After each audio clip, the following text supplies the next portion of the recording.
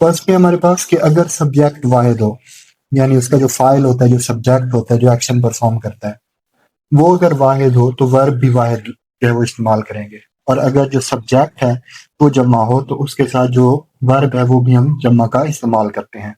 मिसाल के तौर पे अगर हम कहते हैं कि Ali are a good student, तो ये कहना गलत है, क्योंकि अकॉर्डिंग टू रूल हमने ये पढ़ा कि सब्जेक्ट वाहिद हो तो वर्ब भी उसके साथ वाहिद लगेगा। अब यहाँ पे हमारे पास क्योंकि वर्ब सब्जेक्ट जो है वो वाहिद है, तो उसके साथ वर्ब भी यहाँ पे वाहिद होना चाहिए, जबकि यहाँ पे जमा लिखा हुआ है। तो इस वजह से ये सेंटेंस क्या है, इनकरेक्ट है, गलत है, रॉन्ग है। और दूसरा देखिए हमारे पास जो करेक्ट सेंटेंस दिया है वो है कि Ali is a good student. तो ये सेंटेंस आपका ठीक है और ये सेंटेंस आपका गलत है रूल के मुताबिक। नेक्स्ट जो पॉइंट है हमारा वो ये है कि अगर दो नाउन, कोई से दो नाउन हो या प्रोनाउन हो, अगर उसको एंड के जरिए मिलाया गया हो तो उसके साथ जो वर्ब है वो भी जमा इस्तेमाल होगा। यानी दो नाउन या प्रोनाउन एंड के जरिए इकट्ठे किए जाएंगे तो उनके साथ जमा का वर्ब लगेगा।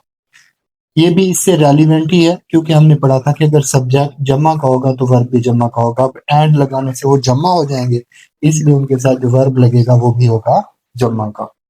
जैसे हमने यहाँ पे दो कैटेगरीज दी हुई हैं, एक करेक्ट और एक इनकरेक्ट की। ठीक है, अब यहाँ पे देखिए हमारे पास है कि he and she is friends. He and she जमा हो गए, जमा का सीगा। उसके बाद हम यहाँ पे क्या करेंगे, सिंगुलर सब जो है वो वर्ब नहीं लगा सकते, क्योंकि हमने पढ़ा है कि एंड के जरिए मिलाए जाए अगर दो नाउन तो जमा होते हैं और उसके बाद वर्ब भी जमा का आता है। इस वजह से यहाँ पे क्या आएगा, ही एंड शी आर फ्रेंड्स। इसके अलावा और भी कई सारी एग्जांपल जो ली जा सकती हैं, लेकिन मैंने यहाँ पे एक एग्जांपल मेंशन किया ताकि हमारा इसको डिस्कस करते हुए ज्यादा टाइम जो है ना वो बच सके और ये पॉइंट भी हमें आसानी से समझ में आ जाए। नेक्स्ट है हमारे पास कि जब दो सब्जेक्ट दर्ज अल्फाज के जरिए से मिलाए जाएं तो वर्ब हमेशा पहले सब्जेक्ट के मुताबिक लगेगा। अब इसमें ये जो दो पॉइंट दिए गए हैं, यानी सब्जेक्ट दर्ज अल्फाज के जरिए मिलाए जाएं तो हमेशा पहले सब्जेक्ट के मुताबिक लगेगा, और नेक्स्ट दिया हुआ है कि बाद वाले के मुताबिक लगेगा। तो ये पेपर में लाजमी तौर पर दिया जाता है। हम ये टॉपिक जो डिस्कस कर रहे हैं स्पेशली जो है ये सेकेंड ईयर में आता है, वैसे तमाम क्लासेस में इसको डायरेक्ट या इनडायरेक्ट शामिल किया होता है, लेकिन स्पेशली तौर पर ये हमारा टॉपिक होता है सेकेंड ईयर का। सेकेंड ईयर की इंग्लिश में आता है करेक्शन में, और वही आपका ऑब्जेक्टिव में भी शामिल होता है।